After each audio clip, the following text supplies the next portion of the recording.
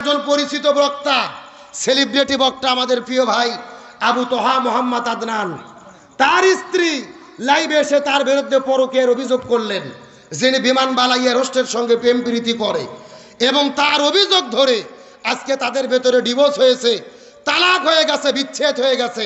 অর্থাৎ আবু তো আদনান এবং তার দ্বিতীয় স্ত্রী সাবিকুন নাহারের সঙ্গে বিবাহ বিচ্ছেদ হয়ে গেছে, একেবারে খুলাসা হয়ে গেছে। মিডিয়াতে দেখলাম অনেকে প্রচার করতেছে যে 8 ভরি স্বর্ণের বিনিময়ে তালাক হয়ে গেলেন, বিবাহ বিচ্ছেদ হয়ে গেলেন। 8 ভরি স্বর্ণের দাম কত খবর জানেন? 16 লক্ষ টাকা। এর আগেও 2 স্বামী ছাড়ছে, এটাও ছাড়লো। এভাবে বছর 5 চললে তো কোটিপতি হয়ে যাবে। কথা কর না, 16 ভরি স্বর্ণ বুঝে নিছে। আগের স্বামী বলতেছে আমার এখানে 7 বছর সংসার করতে 2টা মেয়ে, সেই সংসার শেষ, আর একটা শেষ। স্বামী একটা ধরে আর একটা ছাড়ে, এটা কি কোনো ভালো স্ত্রীর লক্ষণ হতে পারে? সে আবার নিজেকে পরিচয় দিচ্ছে আমি আলেমা। ভালো করে বোঝেন, আল্লাহর কোরআন বলেছে শয়তানের ষড়যন্ত্র হলো দুর্বল, কিন্তু মহিলার ষড়যন্ত্র হলো ভয়ঙ্কর। সরাসরি কোরআনের বক্তব্য। সূরা নিসার 76 নম্বর আয়াতে আল্লাহ বলেন ইন্না শাইতানি কানা দাঈফা, নিশ্চয় শয়তানের ষড়যন্ত্র হলো দুর্বল। আর সূরা ইউসুফের 28 নম্বর আয়াতে আল্লাহ বলেন ইন্না কাইদা কুন্না আযীম, মহিলারা যে ষড়যন্ত্র করে এই ষড়যন্ত্র যেন তেন ষড়যন্ত্র নয়, এই ষড়যন্ত্র হলো ভয়ঙ্কর ষড়যন্ত্র। শয়তানের ষড়যন্ত্রতে যদি পড়েন বাঁচার বুদ্ধি আছে, কিন্তু মহিলা যদি আপনার বিরুদ্ধে ষড়যন্ত্র করে ইউসুফ নবীর মতো অপবাদ পাওয়া ছাড়া কোনো উপায় নাই।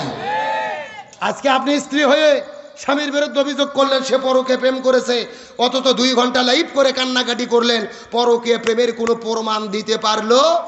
শুধু কান্না করে বললো স্বামী আমাকে ধরে পিটাই মারে, ঝগড়া হয়।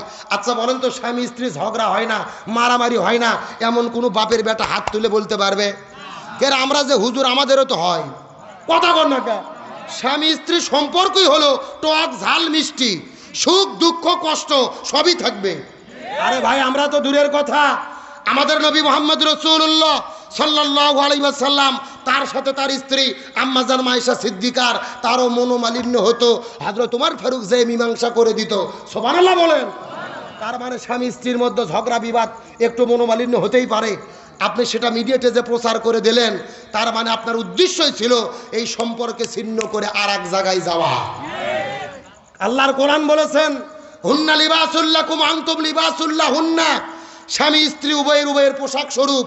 পোশাক মানে শুধু শাড়ি কাপড় নয়, পোশাকের ব্যাখ্যা হলো স্ত্রী স্বামীর ঘটনা জানে, স্বামী স্ত্রীর ঘটনা জানে, স্বামী স্ত্রীরটা গোপন রাখবে, স্ত্রী স্বামীর গোপন বিষয় গোপন রাখবে। এটাই হলো এই আয়াতের দাবি। আপনি কি ভাবছেন মিডিয়াতে প্রচার করে দেশের লোক এসে স্বামী স্ত্রীর গন্ডগোল মিটাতে পারবে?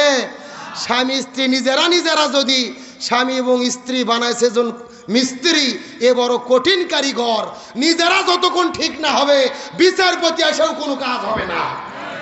এই জন্য ঝগড়া বিবাদ যাই হোক এটা নিজেরা গোপন রাখেন। এখন প্রকাশ করে দিলেন, সংসারটা বিচ্ছেদ হয়ে গেল, এটা কি ভালো হলো? যদিও হালাল, হাদিসে আছে 3টে হালাল কাজ, কিন্তু আল্লাহর কাছে অপছন্দ। কয়টা হালাল কাজ? হালাল করা যাবে কিন্তু আল্লাহর কাছে অপছন্দ। 1 নম্বর হলো স্বামী স্ত্রীর ভিতরে বিচ্ছেদ, তালাক হওয়া। আর 2 নম্বর হলো ভিক্ষা করে খাওয়া, যদিও হালাল, আল্লাহর কাছে অপছন্দ। আর 3 নম্বর হলো ঋণ করা, মানুষের কাছ থেকে ঋণ নিয়ে পরিশোধ না করা। এগুলো কাজ কার কাছে অপছন্দ? সুতরাং আসুন স্বামী স্ত্রীর সম্পর্কে গাঢ় করি, নিজেরা মীমাংসা করি, শান্তি কায়েম করি। আলেমদের ভুল বুঝবেন না, প্রমাণ ছাড়া কোনো আলেমকে জেনাকারী বলার কোনো সুযোগ। শয়তানের প্ররোচনায় সবাই পড়ে। হুজুর মানে যে ফেরেশতা তা না, হুজুররাও অন্যায় অপকর্ম করে, তবে প্রমাণ করার আগে, তদন্ত করার আগে কাউকে অপবাদ দেওয়া যাবে? আলোচনা কি তাহলে আর মিনিট 10 টাইম দেওয়া যাবে? জোরে বলেন যাবে? তাহলে বলেন রাসূলের চাচা আবু তালিব কোথায় যাবে? আরো জোরে বলেন। আমার প্রিয় বন্ধুগণ, মুসলমান ভাইরা গভীর মনোযোগ লক্ষ্য করুন। নবীজির চাচা আবু তালিব কেন জাহান্নামের মধ্যে যাবে, আলোচনাটা আপনাদের মধ্যে অবশ্যই করব। তবে এখন আবার চলে যেতে চাই মহিলাদের আলোচনার দিকে। চিৎকার করে বলেন তো, মহিলাদের কয়টা আমল করতে হবে? কিন্তু ফাতেমা জিজ্ঞেস করে বলে বাবা আপনার কাছে জানতে চাই এই 4টা আমলের ভেতরে সবচাইতে দামি আমল কোনটা? মনে আছে না নাই? এ মুরবি কি খবর বা? না না, বেশি পেশাব করা কিন্তু লক্ষণ ভালো না, ডায়াবেটিস হবে, বাড়ির বউ থাকলে আরো বিপদ। শোনেন, জীবনে কতদিন সিনেমার হলে গেছেন? এশিয়া মহাদেশের সবচেয়ে বড় সিনেমা হল নাম কি? মনিহার। হলত সিনেমা দেখতে যে 3 ঘন্টা সিনেমা দেখেছে এমনও যুবক পেশাব লাগলে ওঠে না, সিপি মারে বসে থাকে। কথা কন না গা? তাহলে কোরআনের মহব্বতে 10টা মিনিট থাকা যাবে না? ওটা উঠির কোনো সুযোগ? আমার বন্ধুগণ, মুসলমান ভাইরা গভীর মনোযোগ লক্ষ্য করুন। ফাতেমা ডাকতে পারে, বাবা আপনার কাছে জানতে চাই, এই 4টা আমলই জরুরি, কিন্তু 4টা আমলের ভেতরে সব চাইতে দামি আমল কোনটা? রসুল ডাকতে বলে, ফাতেমা রে, তুমি খুব গুরুত্বপূর্ণ প্রশ্ন করেছো রে মা। এই 4টা আমলের মধ্যে সব চাইতে গুরুত্বপূর্ণ আমল কোনটা? যদি জানতে চাও মনোযোগ দিয়ে শুনে নাও। 1 নম্বর হলো নামাজ। নামাজ হলো ওয়াক্ত মতো ফরজ। ফজরের সময় ফজর, যোহরের সময় যোহর, আসরের সময় আসর, মাগরিবের সময় মাগরিব, এশার সময় এশা। নামাজ হলো ওয়াক্ত মতো ফরজ। রমজান মাস যখন আসবে তখন রমজান মাসে রোজা রাখা ফরজ, রমজান মাসের বাইরে রোজা রাখা ফরজ। নামাজ হলো ওয়াক্ত মতো ফরজ। রমজান মাস যখন আসবে তখন রমজান মাসে রোজা রাখা ফরজ। আর স্বামী যখন কাছে থাকবে তখন স্বামীর খেদমত করা ফরজ। স্বামী যখন কাছে থাকবে, জোরে বলেন কোথায় থাকবে? জোরে বলেন কোথায় থাকবে? স্বামী যখন কাছে থাকবে তখন স্বামীর খেদমত করা ফরজ। কিন্তু আপনাদের জিজ্ঞাসা করি, বলেন তো, স্বামী বিয়ে করার পরে ওই বউকে রেখে যদি মালয়েশিয়া সৌদি আরবে যায়, ওই বউ কি স্বামীকে খেদমত করতে পারবে? আরো জোরে বলেন, পারবে? দেখবেন কত স্বামীগুলো সুন্দরী মেয়েদেরকে বিয়ে করার পরে ওই বউকে ঘরের মধ্যে রেখে বিদেশে চলে গেছে, 10 বছরে বাড়ির মধ্যে ফেরে না, বইয়ের নামে অ্যাকাউন্ট করেছে, প্রত্যেকটা মাসে মাসে বউকে টাকা পাঠায়া দেয়। 10 বছর পরে বাড়ির মধ্যে আসার পরে দেখে ঘরের মধ্যে বউ নাই, অ্যাকাউন্টে টাকাও নাই। কথা কন, এমন ঘটনা আমাদের দেশের মধ্যে ঘটে কি ঘটে না? তার মানে বোঝা গেল, স্বামী স্ত্রী যখন কাছাকাছি থাকে না তখন ভেজাল হওয়ার সম্ভাবনা আছে না নাই? এই জন্য নবী ডাকতে বললেন, স্বামী যখন কাছে থাকবে তখন স্বামীর খেদমত করা ফরজ। আর পর্দার কোনো বয়স নাই, পর্দার কোনো মুহূর্ত নাই, পর্দার কোনো ওয়াক্ত নাই। একটা মহিলা যুবতী হওয়ার পর থেকে প্রতিটি জায়গায়, প্রতিটি ক্ষণে, প্রতিটি মুহূর্ত পর্দা মেনে চলা ফরজ। ফাতেমা ডাকতে বলে, বাবা আমি বুঝতে পেরেছি মহিলাদের জন্য 4টা আমলই জরুরি, কিন্তু 4টা আমলের ভেতরে সবচাইতে দামি আমলের নাম হলো পর্দা। জোরে বলেন, আমল কি? কে রে, পর্দার মিছিল করতে কি ভয় লাগে? এমন সাউন্ড দেবেন মহিলা প্যান্ডেল যেন পার হয়ে যায়। এ সবচাইতে দামি আমলের নাম কি? আরো জোরে, জোরে হলো না?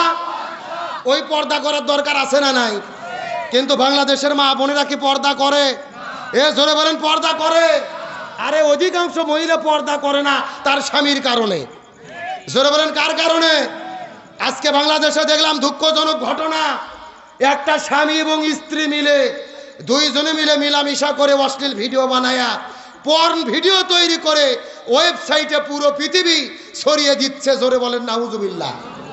আশ্চর্যজনক বিষয়, বাংলাদেশের ছেলে এবং মেয়ে, মেয়ের বাড়ি মানিকগঞ্জ, ছেলের বাড়ি চট্টগ্রাম, 2 জনে মিলে পর্ন ভিডিও তৈরি করে, অশ্লীল ভিডিও তৈরি করে পুরো পৃথিবীতে ছড়িয়ে দিচ্ছে। আবার তারা ফেসবুকে স্ট্যাটাস দিয়েছে যে এই কাজ করার জন্য আমরাই বাংলাদেশে 1 নম্বর। জোরে কোন সুবহানাল্লাহ। কি? জোরে কোন নাউজুবিল্লাহ। তাহলে চিন্তা করেন কত বড় স্পর্ধা। 90% মুসলমানের দেশে অশ্লীল মিলামিশার ভিডিও তৈরি করে পুরো পৃথিবীতে ছড়িয়ে দিয়েছে। তারা নাকি র্যাঙ্কিংয়ে 8 নম্বর হয়েছে পুরো পৃথিবীর ভেতরে। তারা মেলামেশা করে পুরো পৃথিবীতে ছড়িয়ে দিল। আজকে মিডিয়াগুলো তোলপাড়, টেলিভিশনগুলো খবর প্রচার করতেছে। যারা এই বিষয় জানতো না, ওদেরকে চিনতো না, তাদেরকেও চিনে দিচ্ছে। কতক্ষণ না কা? কিন্তু তারা বাংলাদেশ প্রশাসনকে বলি, খবর যেহেতু প্রচার হয়ে গেছে, এদের জেলেবন্দি করে 3 মাস পরে যদি ছেড়ে দেন, এর আরো খারাপ হবে। সুতরাং কোরআনের বিধান হলো, প্রকাশ্য দেবালোকে যারা জিনা করে ভিডিও করে মানুষের মধ্যে ছেড়ে দিয়ে হাজারো যুবক যুবতীর চরিত্র নষ্ট করেছে। এদের প্রকাশ্য দেবালোকে ঢাকা বাইতুল মুকাররম মসজিদের পাশে বুক পর্যন্ত পুঁতে রেখে পাথর মেরে হত্যা করতে হবে। এই কোরআনের বিচার যদি বাংলাদেশে থাকতো, কেউ জিনা ব্যভিচার করার সাহস পেত, কিন্তু কোরআনের বিচার কি আছে? এ ধরে বলেন আছে? আজকে ওদেরকে ধরেছে পতিতালয়ে, সেখান থেকে ধরে নিয়ে যায়, 1 মাস পরে জেল থেকে বের করে দেয়, ওরা যাই আরো 100 ডিগ্রি ফোর্সে চালায়। কথা বল না কে? তাহলে এদের 2 জন গ্রেফতার করলেন, শাস্তি কি? আল্লাহর কোরআন বলেছে ওয়াজানিয়াতু ওয়াজানি ফাজলিদু কুল্লা ওয়াহিদিম মিনহুমা মিয়াতা জালদা। যদি কেউ জিনা ব্যভিচার করে, অশ্লীলতা ছড়িয়ে দেয়, এদেরকে বুক পর্যন্ত পুঁতে রেখে পাথর মেরে হত্যা করতে হবে। কার কথা? আল্লাহর কোরআন বলেছে। কোরআনের বিচার যেখানে থাকে না, শান্তি থাকে না। ওয়াসারিকু ওয়াসারিকাতু ফাকতাউ আইদিয়াহুমা, কেউ যদি চুরি করে, ছেলে হোক অথবা মেয়ে হোক, তাদের হাত কাটতে হবে। হুকুম কার? আজকে বাংলাদেশের 2 চোরকে ধরে, এই যশোর জেলার 1 চোরকে ধরে যদি যশোর শহরে চাষারাতে প্রকাশ্য দেবালোকে হাত কাটা হতো, আর সব টেলিভিশনে যদি প্রচার করা হতো, 1 চোরের হাত কাটলে বাকি চোরেরা এমনি তওবা করে ফেরেশতা হতে বাধ্য হতো। কথা বল না কেন? কিন্তু শোনেন, একটা বিষয় আপনাদের বলি, এই যে অনেকে গুজব ছড়াচ্ছে যে আগামীতে যদি ইসলাম ক্ষমতায় যায় কারো হাত থাকবে না, সবার হাত কেটে দেবে, এমন ফতুয়াবাজরা আছে না নাই? এ ভালো করে বোঝেন, আয়াতের ব্যাখ্যা বোঝেন। সবার হাত কিন্তু কাটা হবে না, আয়াতের ফতুয়া বোঝেন। চুরি হলো 2 প্রকার, একটা হলো অভাব আর একটা হলো স্বভাব। কয় প্রকার? অভাবে যারা চুরি করে তাদের হাত কাটা হবে না। এখন বলেন তো, আপনাদের এই যে ঝেকর গাছাতে আলু চোর, বেগুন চোর, মূলো চোর, ধান চোর, এরকম 2-4টে ছুটকে ফাটকে চোর আছে না নাই? এরা কি অভাবে চুরি করে না স্বভাবে? না, স্বভাব নয়, অভাব। বাড়িতে খাবার ভাত নাই, পরনে পোশাক নাই, এই জন্য অভাবে চুরি করে। আল্লাহর কোরআন বলতেছে অভাবী চোর যারা, এদের হাত কাটা হবে না। এদের 5টা বিষয় নিশ্চিত করা হবে: খাদ্য,